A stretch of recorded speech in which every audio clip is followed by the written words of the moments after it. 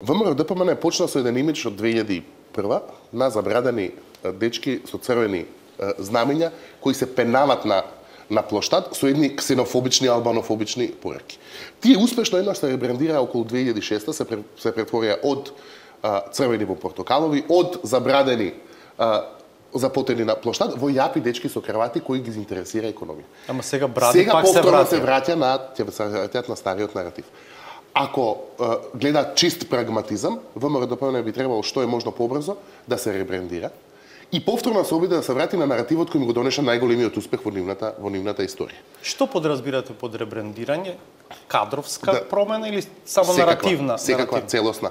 Има еден трешхолд, една критично ниво на брендот под кој е поедноставно, поевтино и по-лесно да направиш нов бренд, него да инвестираш и да го поправаш стариот.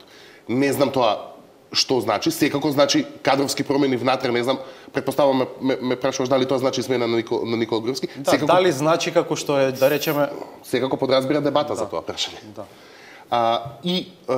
Мојот впечаток е дека ВМРО ДПМН иде попрагматичен од СДСМ и побрзо ќе влезе во процесот на ребрендирање и на реафирмирање на својата прозападна економска ориентација надвор од овој наратив, одошто ние проценуваме.